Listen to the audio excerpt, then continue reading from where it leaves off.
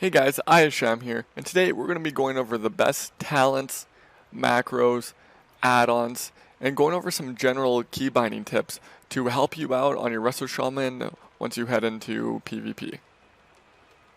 But before we get started, be sure to give the video a like, and if you are new here, to subscribe to my YouTube channel, as all the support does help out, as well as go over to Twitch and follow me at twitch.tv/Iissham_PvP. There I'm going to be trying to stream a lot of high-end rated arenas, so be sure to check that out and, chat with me if you want. But now, let's jump into the video. So we're going to start off the video going over some of the talents. First we're going to just touch on the regular talents, and then we will move over to the PvP talents. For the level 15 row, we have Torrent, Undulation, and Unleash Life. Now usually this choice was pretty set in stone. For the past couple of expansions, it's usually been Unleash Life for your go-to choice. And you can still pick Unleash Life basically every game, and I think you'll do fine. However, I've been experimenting a lot with Torrent and Undulation, and I think that they both have their niches to fill. So for example, Torrent, I like using Torrent if I am playing against a comp like Boomkin, Iissham, just a team that does not have MS. And now with how strong our Riptide is and pairing that with our Covenant ability, this is going to do overall more healing output against teams that do not have MS.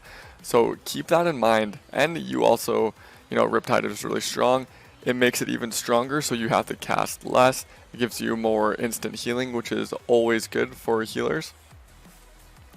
Next, we go over to Undulation. And this is every third healing wave or healing surge heals for an additional 50%. This is really strong into specific comps like melee cleaves, maybe compositions in arenas that don't have a lot of CC for you, so you're able to just bomb out heals and you're not too worried about them going to you. You're essentially just PvE healing, sitting in the background and just mashing your healing waves. And with that being said, I've got a lot of value out of that, because if you, for example, pair this with, again, your Covenant ability that duplicates your 60% of your healing wave onto everyone. If you have a supercharged healing wave for 50%, which is more bonus, or gives you a greater healing bonus than the Unleash Life, which is 35%, you have the potential to do an insane amount of healing with Undulation, your Covenant, and just getting healing waves on everyone. So just to reiterate for this first row, use Torrent if you're going up against compositions that don't have an MS. That way you're going to get way more value out of your Riptide, and overall you're going to do much more healing than if you use the standard Unleash choice.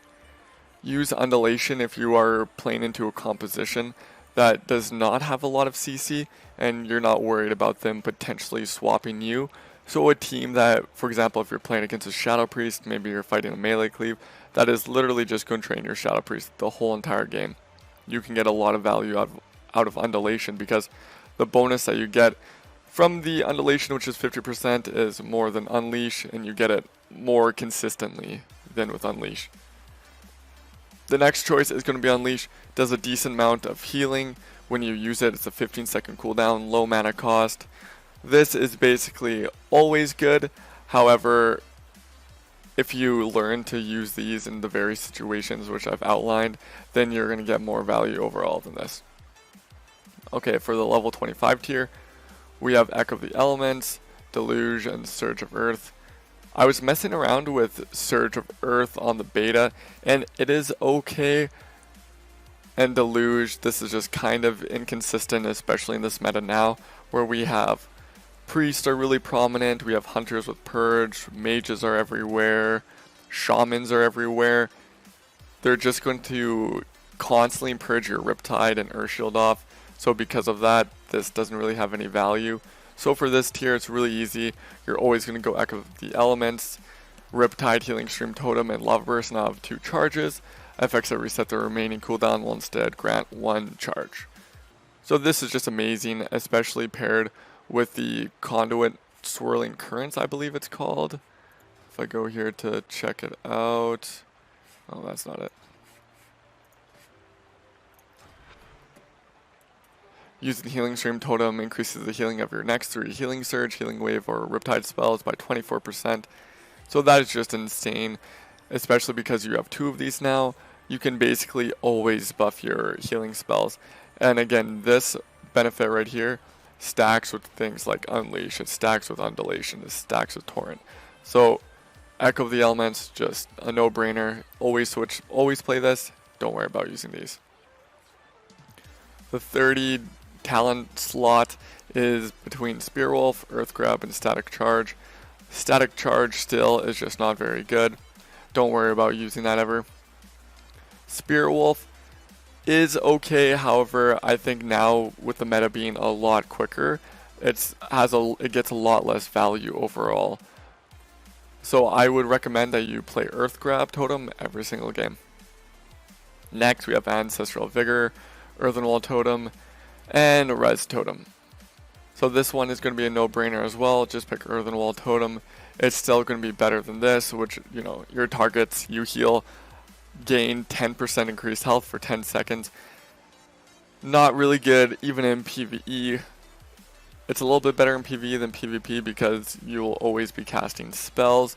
However, you could cast a spell and then this benefit that you gain, the 10% increased health if you get CC'd for a while, is going to fall off and you're going to lose that value. This is just a troll 5-minute cooldown. If you place it down before your teammate dies, then they die in this totem. They can reincarnate.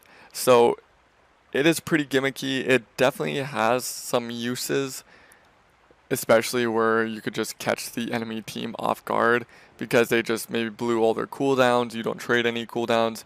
Your teammate dies, and then you essentially just traded the res totem, and now you have all your defensive still. So it could catch enemy teams off guard. But by far the most consistent one is going to be Earthen Wall Totem, so just pick that one. The 40 tier is going to be between Nature's Guardian and Graceful Spirit. Windrush Totem, this iteration of the totem is quite bad compared to what this essentially was before back in Wadden Legion, which it was a Freedom Totem. Actually, I think they changed it in Legion, so I don't even think we had it anymore. But in Warlords of Draenor, they implemented a similar totem to this, except it gave everyone a freedom, which is just so much better than this version, which just increases ally movement speed by 60% for 5 seconds when they walk through it. That effect seems really good, however, it is a 2-minute cooldown, so you would only need this for certain encounters and mythics maybe, in raiding especially, to avoid certain mechanics or help you deal with certain mechanics. But in PvP, it's not going to have any value, so don't use that. So the choice is between these two. Nature's Guardian, when your health is brought below 35%, you instantly heal for 20% of your maximum health. So it's just a little Battle Master, which is really nice on a short cooldown. This paired with your Covenant ability that gives you a 15% shield is pretty nice, gives you a little bit of a buffer so you can get abilities down like Link or maybe a Wall Off, which would, you know, help you live in arena. So use Nature's Guardian if you know the enemy team has the potential to swap to you, or if they are just going to train you. This one, Graceful Spirit, reduces the cooldown of Spearwalker's Grace by 60 seconds and increases your movement speed by 20% while it is active. So I basically always use Graceful Spirit unless I know I'm going to get trained or going to be the main focus of specific teams or getting swapped to, I should say. Because this one is just so nice. It reduces the cooldown of your Spearwalker's Grace to 1 minute. It pairs especially nice with Ancestral Gift, which gives you a 5-second aura mastery, and the 20% movement speed is very nice. I like using this because I can go for a lot of CC plays with hexes, and I can do a bunch of other cool things. So this is my preferred talent choice. But again, if you know you're going to get swapped to by an RMP, a Thug Cleave, for example, or some other team is just going to trade you, you might get more value out of Nature's Guardian. So it just depends. The 45 tier talent choices, we have Flash Flood, Downpour, and Cloudburst Totem. At the start of the expansion, I was messing around with Cloudburst Totem, and I don't think it is that bad, honestly. Most people use Cloudburst in Mythics and Raids sometimes, because you can get a lot of value of, you know, healing all the additional players, not having to worry about getting interrupted on your cast. So you can fill this up a lot, and then it does a huge burst heal. I know I've healed people with this totem for like 16-7k, which is insane. So it can maybe work into specific bursty comps. You know, you just pre-heal someone a lot, or they're taking a bunch of damage. You drop this down, you just spam heals into them. Then maybe you get CC'd and this thing blows up, and it could, you know, save a defensive cooldown, because it does have the potential to do a lot of healing.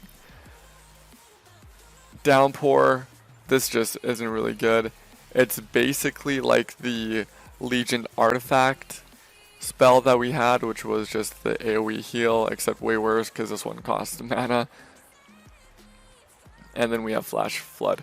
When you consume tidal waves, the cast time of your next heal is reduced by 20%. So tidal waves overall is just going to be the most consistent spell. And actually, I didn't realize this until right now, I think, but before it was when you consume tidal waves, the cast time of your next heal is reduced by 20 seconds, and I believe before it only affected healing wave.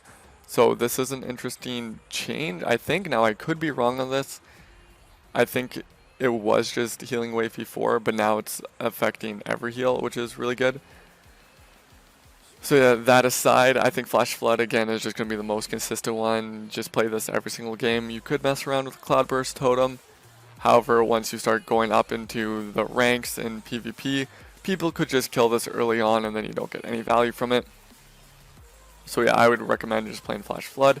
The last talent choice, I'm not even going to go through all of these. This is PvE, this is PvE. Just play Ascendance. Ascendance is a really insane 3-minute cooldown. It does a bunch of healing instantly as soon as you push it.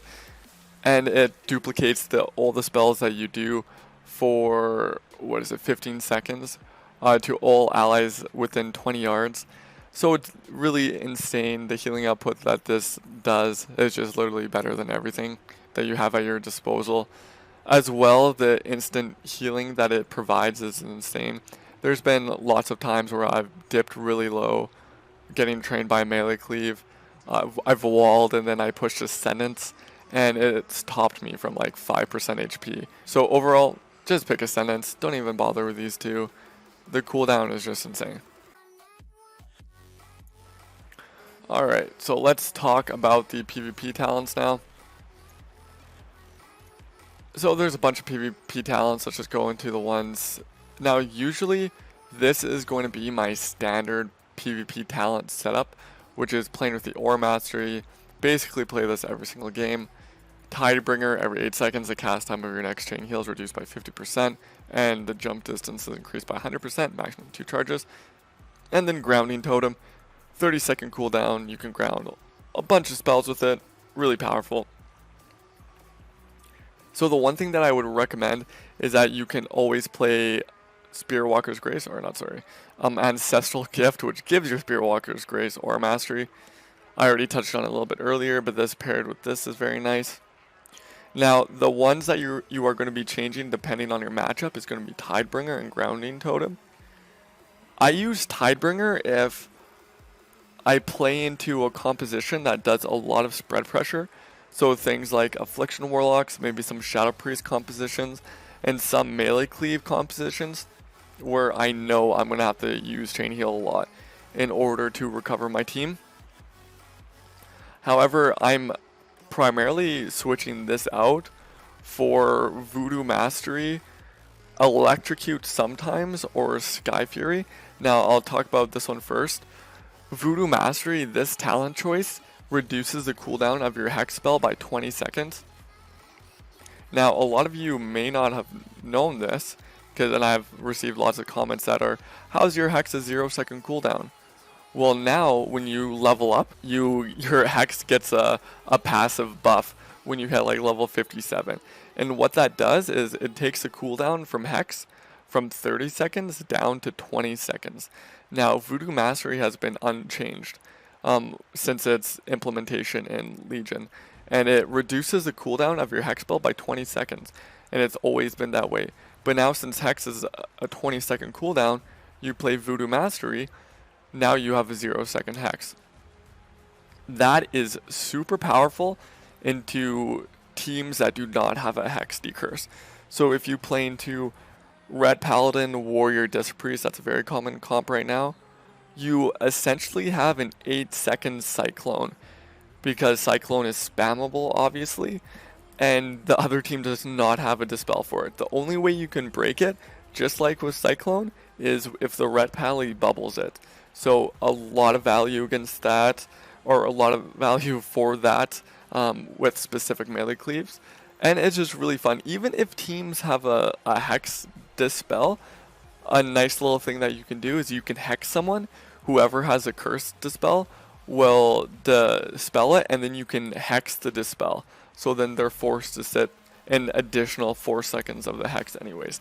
And not only that, but you can also Hex one more time. So Voodoo Mastery is a lot of fun. Again, Voodoo Mastery is absolutely insane into specific matchups. Another one is that it's really good into RMP, RMPAL, because especially now with mages using their legendary that gives them 3 shields, most of the time it's not even worth to hit the mage. The rogue is usually a lot squishier, and the healer is another viable option depending on the comp you're playing as well. So what I like to do against mages is I just Hex them, and nobody into like RMP, RMPAL, because they don't have a Dispel for it, and then the mage, either he'll usually trinket the first Hex, I'll Hex him on his trinket, Hex him one more time, and then off DR, I'll Hex the mage again, and the mage will usually block, and then I can Hex the block, for example. And then the mage can maybe become a viable kill target, because they're using their defensives in order to get out of the Hex. So it's really insane there. I sometimes play Electrocute into Resto Druids and Disc Priest teams that I need to get a little bit of damage off. However, Electrocute overall isn't that great. I mean, it's 881 nature damage over 3 seconds, so it doesn't do that much damage, so typically it isn't worth it. But I'll maybe play it if I know that Tidebringer isn't going to give me a lot of value, Voodoo Mastery isn't going to give me a lot of value, so it's better to have a talent that you might get something out of, as opposed to nothing. The next one is going to be Sky Fury Totem. Now, I always play Sky Fury Totem, and I always swap it out for that if I am playing with a Boomkin primarily or a Fire Mage. Those are the 2 classes, if you're a Resto Shaman, that you want to play Sky Fury. Also, I know I've played Sky Fury Totem when I played a little bit of Ret Frost DK, because it does enhance both of their damage, because a lot of Frost DK is spells, and it does enhance the Ret Holy damage as well, for those of you who didn't know that. So that's more of a niche pick, Sky Fury Totem. It just pairs really nicely, especially with Fire Mage, Combust, 100% crit, and this increases the crit damage by 20%. So if a mage pushes Combust, they're essentially doing 20% increased damage with Combust, which is insane. And I'm sure we all know how insane Fire Mages are with that ability. And Boomkins, Incarn Boomkin, Sky Fury. I was playing Ret Boomy the other day, and my Boomkin was literally hitting for almost 17k instant star searches, which I don't have to tell you guys how broken that is. So that's usually what I play. And then Grounding Totem, again, you swap this out based on what you're playing. Obviously, don't go Grounding Totem into a, I don't even know, Windwalker, Warrior, Mistweaver, for example, because that team literally has exactly 0 spells. So for that, you could swap out Swelling Waves, for example, if you know that they're going to go you. You could play Voodoo Mastery and Tidebringer if you know they're going to do a lot of cleave. I wouldn't recommend using Spectral Recovery, because while in Ghost Wolf you heal 3% of your health every 2 seconds. This was really good in BFA because we had, what was it called? Pack Spirit, I believe, which was when you went in Ghost Wolf, it healed you for X amount every, 0.9 seconds, which was insane paired with this. However, now with the meta being so fast, this is not going to get any value. You go into your Ghost Wolf for a few seconds and you gain 6% of your HP, well, that's all fine and dandy, but meanwhile the other team is doing like 50% of your HP in a few seconds, right? So this just doesn't have, it's just not as good as it used to be. It's not that they nerfed it, it's just with the certain meta that's going on right now, it just doesn't have that much value anymore. So don't play this.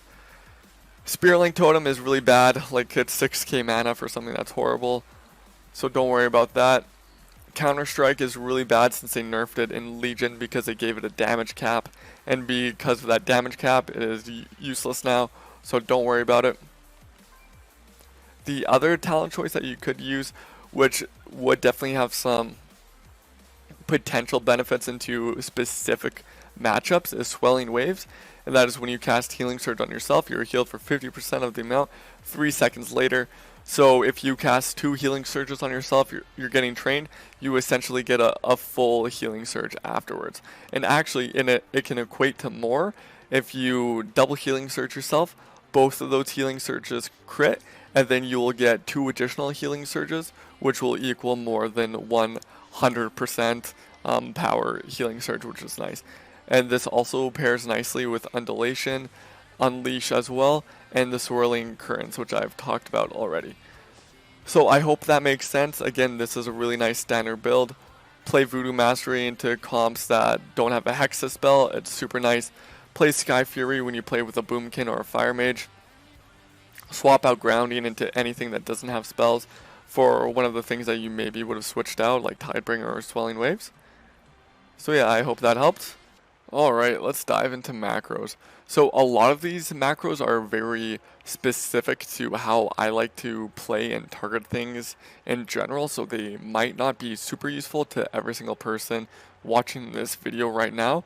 However, with that being said, there are going to be a lot of macros that I think every single Resto Shaman should have, so we'll touch on all of them, and if some of them don't benefit you, that's okay, because I'm sure the large majority of them will.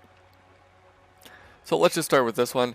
This is just going to be a simple Earth Grab Totem, and it's going to be at your cursor.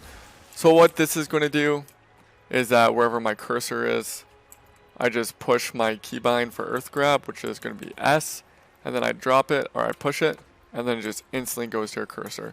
So it's really nice, it's super quick, which is why I like it, because you just have to pick the one button, as opposed to something like this, which is my Earthbind macro, or keybind.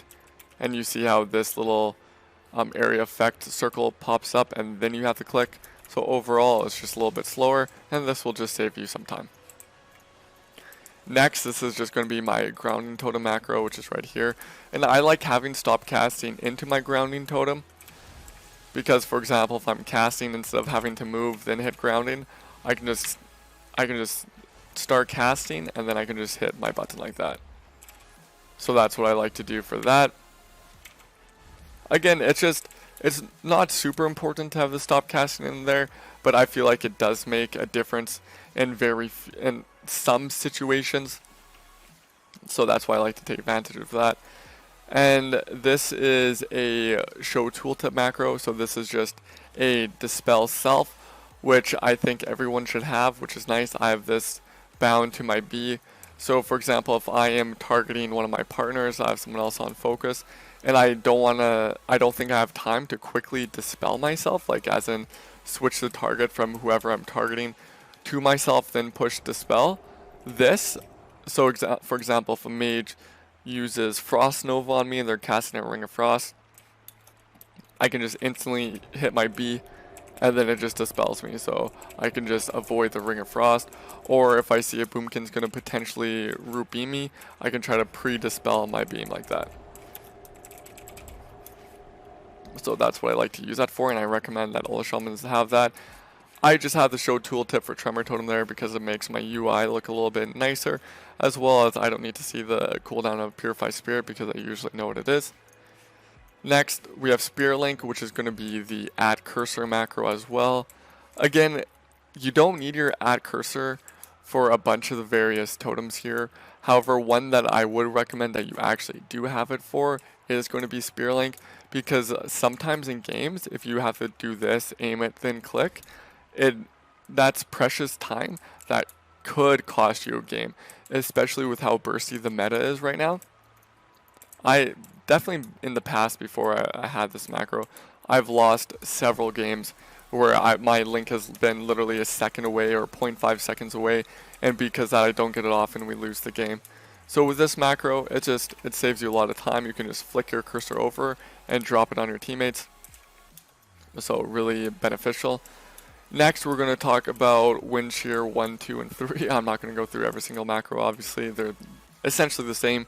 You just switch the arena from 1, 2, or 3, depending on where it's keybound to.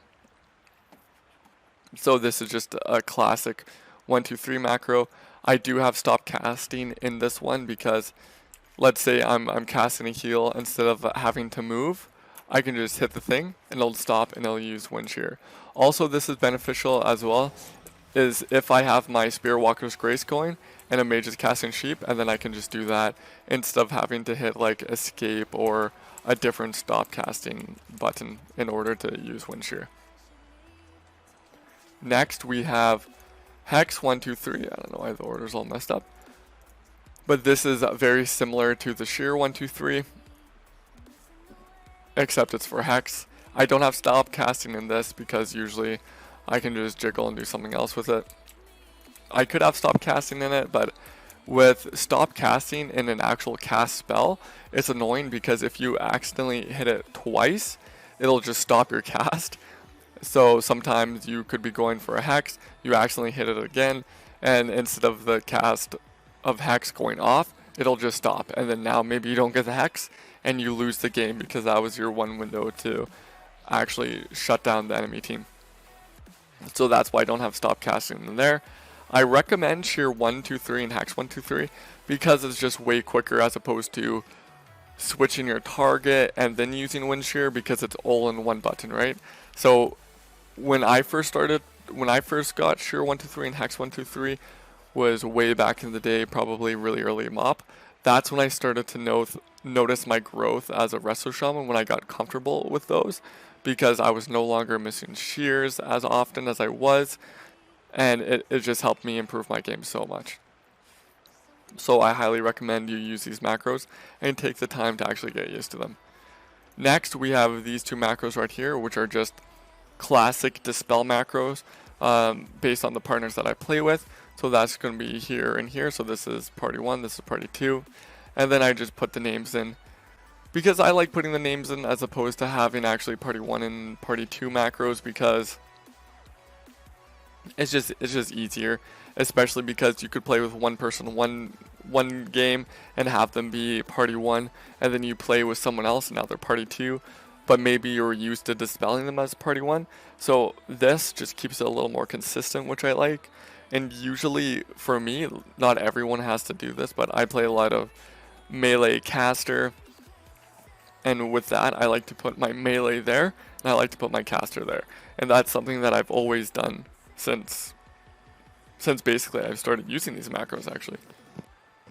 So yeah, I would recommend using that, because again, it is just quicker than swapping target over to someone and then, you know, doing a manual dispel. So we have Focus Hex. Now I do have stop casting in here, which I think is pretty troll, but I don't usually, I just forgot to take that out, so I think maybe we'll just take that out right now. But yeah, I also have a Focus Hex because sometimes I almost always use my Hex 1, 2, or 3 in arena. However, Focus Hex is nice for things like RBGs, random battlegrounds, stuff like that. I'll also use it more in 2s than I do in 3s. But yeah, so it's just nice to have a Focus Hex, so I would recommend using that. I also have a Focus Purge. Now, some people have asked me about having a Purge 1, 2, 3, and I honestly think that is excessive. You could argue that it is quicker just to have a Purge 1, 2, 3, and I totally agree it is. But I mean, look at all the keybinds that I already have, for example. And this is like using basically everything that I think you should use when you play a Resto Shaman. So just having three additional keybinds, I think it's just excessive for Purge, which is beneficial. Like, it's really nice to have being fast with your Purge, but I don't think it's will really make or break you if you don't have purge 1, 2, 3. So I would just stick with, for example, a normal purge and just a focus purge.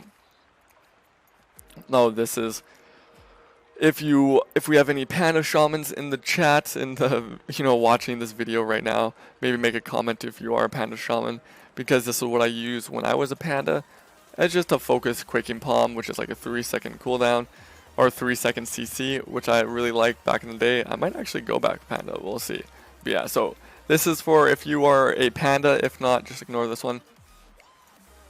Now, how I use my DPS abilities on Resto Shaman is that I primarily like to use focus macros for them, because that way it's a lot more efficient than just like targeting the enemy up here. Because if I'm targeting one of my partners, it's because I'm healing them or I have to dispel, and this way I can just put the enemy on focus here and I don't have to untarget the person I'm healing, which is really nice, and it's a lot more efficient than constantly having to switch your frames. So for those of you who haven't done this, I would recommend it. I mean, I have it with my Flame Shock, my Lava Burst, and my Lightning Bolt. Another interesting one for this Lightning Bolt macro is that I rarely use Lightning Bolt in Arena. It's very situational. However, I have a few things on it that were important. I don't think this thing actually matters anymore, but I'll talk about that in a second. Especially when I played a lot with Reed, for those of you who don't know, Reed was the rep pally who I got rank 1 with many times in Legion. And since we played so much together, it was important to have a cancel Blessing of Protection macro, because if we queue into a mage and he is bopping me to get out of a stun, for example, we don't want the mage to steal it, right? So he'll bop me, instantly get me out of the CC, and then I'll just push this, and it will just cancel the bop instantly for me. Now, this was for BFA, and this was when priest gripped you. If they had the Azurite, it would give you a shield. And so usually what my priest would do would grip me into a meteor, but then if I had the shield on to like break CC, for example, like a sheep, but if I had the shield on, it would take a while for the meteor to actually break the polymorph. So that's why when he would grip me, I would push that, it would cancel the shield, and then my sheep or blind or whatever would instantly break. So that was really nice. But that was just in BFA, and I don't think they have that anymore. So yeah, for some of you, I would recommend just using the Focus Lightning Bolt. If you play with a Ret Pally a lot, maybe you want to attach like a cancel or a Blessing of Protection to it. And then just some general ones, just to make my UI look really nice. I have some spells that I don't need to know what they are, like Healing Wave is right here, Ghost Wolf is right here. I just want it to look nicer, so I don't need to know what Healing Rain looks like or what the cooldown of it is. So it's just nice to have that spell keybound, but then to have it look like something that's actually more impactful in the game. And that's basically all my macros, I think.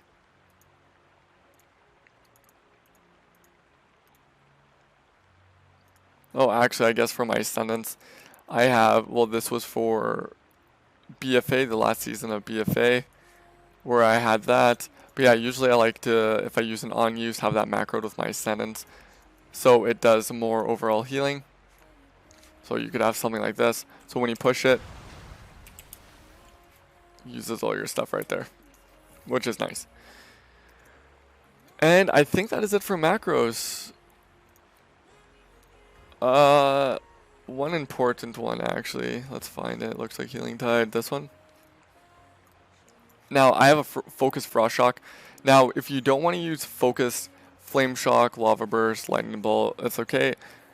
It does take some time getting used to. However, I would recommend a Focus Frost Shock, because it's nice that we have Frost Shock now in Shadowlands. But if you play against a melee cleave in 3s, or you're playing against like a rogue priest or something in 2s, it's nice to just have that Frost Shock bound. You can have yourself targeted, put the rogue that's training you on focus, and then you can just spam Frost Shock when you're running away like that. So I would recommend using that macro. And I think that's it for macros, so let's jump into add-ons. When it comes to add-ons, I don't use very many. There's 2 add-ons that I use specifically to improve the viewer experience, and that is going to be TrueFi, and that is whenever I cast an ability, for example, it pops up there. So it's nice for them to see that, so you wouldn't have to use this. I also use a combat text one. I'll just slay that guy, which shows there. So I wouldn't recommend that, but that combat text one is going to be this. Classic floating combat text. It does make the numbers look better, I find, and they don't overlap or anything like that, which is also nice. So if you want to use those two, you can. But the add-ons that I would recommend you use is going to be big debuffs, details, Gladius, and Omnibar. Those are the only 4 add-ons that I actually use and I would say need to some extent for Arena. Details I really like because if you have an unexpected death, you can go back in your details and you can sort of analyze what happened to you. Maybe you missed a spell. I know back in VFA sometimes a Desert Warlock would cast Chaos Bolt so fast. Sometimes people wouldn't notice when they casted that, and so their death would be a surprise, and that way you can just go back and find it out. Or if you're playing against another Resto Shaman, you can see, and if they did way more healing than you, you can go back, break it down, see how they did more healing than you and why, and maybe switch up your game a little bit, as well as it keeps track of interrupts, which I also really like, because it's nice to see. It's like, oh, maybe this one game we lost because we didn't have nearly as many interrupts as we probably should. So that's why I would recommend details. Gladius is just a standard arena frame add-on that basically not everyone but lots of people use. It just pulls the enemy arena frames from being way over in the far right, like literally right here where the quests are, and then it allows you to adjust the size of them, adjust the color of like the cast bars, the text, the color of the text. So overall it's just really nice. It makes it really easy to see, you know, who's casting, who's not casting. It also shows DRs, which is really good, so that way you don't mess up your DRs. So for that reason I would recommend Gladius. Actually, why am I doing that? Let's go back to add-ons. And then there's Omnibar. Now what Omnibar does, let's just test it here. It allows you to keep track of the enemy player cooldowns, which is really useful. If they use a cooldown like a kick or something like that, it'll show up here, so you know when you can cast. You know if you're keeping track of the enemy cooldown, enemy burst cooldowns.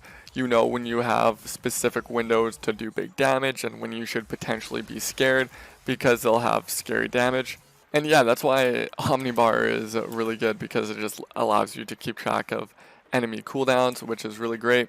So I'd recommend that for anyone really experienced or non-experienced. And then the last one, which I like, but you don't need it really, is big debuffs. And the reason why I like big debuffs so much is because if you land a kick on someone, it'll show in their character portrait right there, which is really useful because it takes the guesswork out of if you actually landed a kick. So that's really important, because sometimes, for example, as a Resto Shaman, you're going against a mage, maybe they're casting a sheep, you kick them, now they're locked out. The best thing to do if you kick a mage on sheep, if you're not going them, is to just cast a hex, because they can't lock you and you get a free hex on them, which will delay them from actually getting a sheep on you for a longer period of time.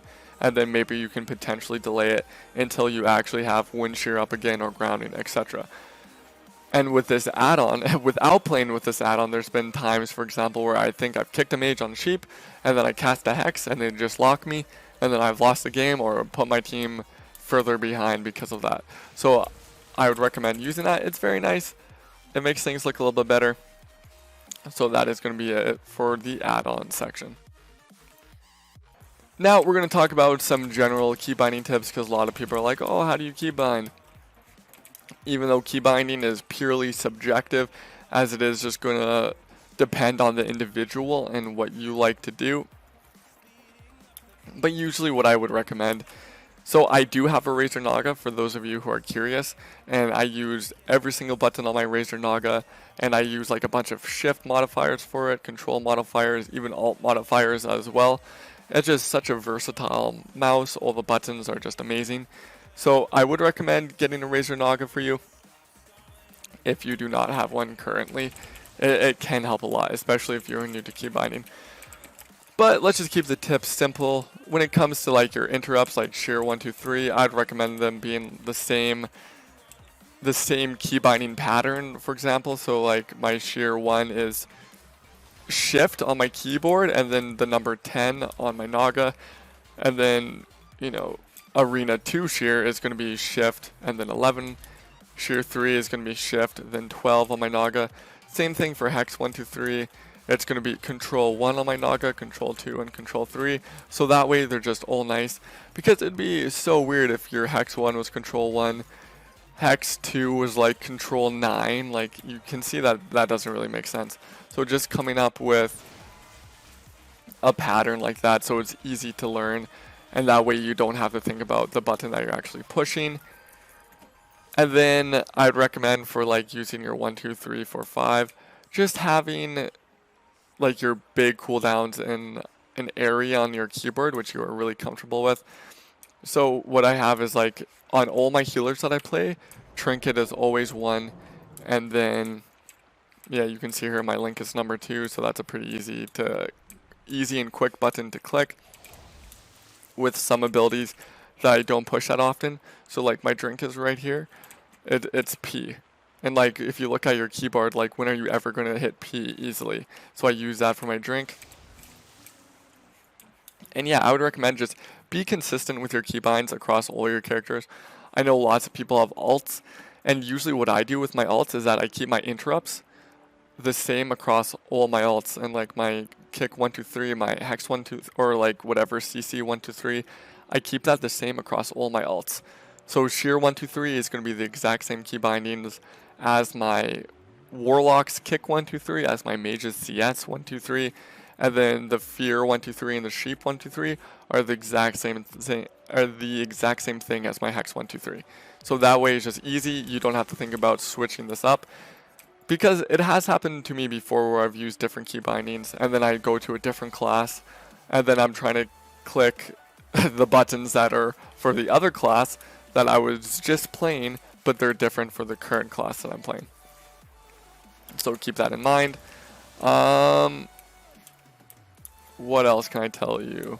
Yeah, and just like even things like big cooldowns, like the wall, I have the exact same on all my classes. Like the warlock unending resolve wall, I have it as shifty. Astral shift is shifty for here.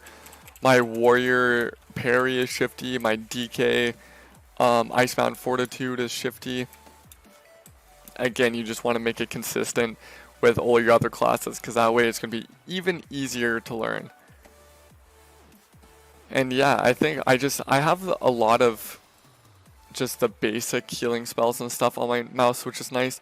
I also have all of the targeting on my mouse as well. So if we go to key bindings, targeting, yeah, like so target self, that's the push in on the scroll wheel on my mouse. Party 1 is scroll up, party 2 is scroll down. That doesn't really matter. We have focus arena 1.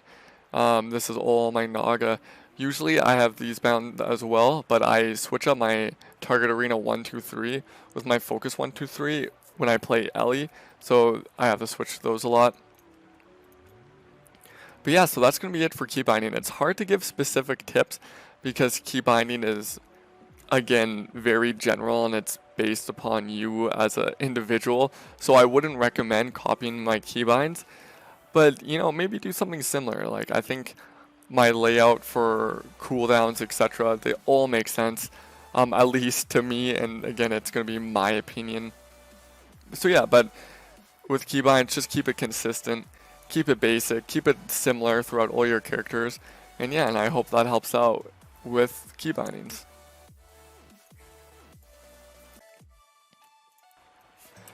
So guys, that is going to be it for my Shadowlands guide. I guess this could be like part 2 to the initial guide that I did, going over the talents, macros, add-ons, keybinds, stuff like that.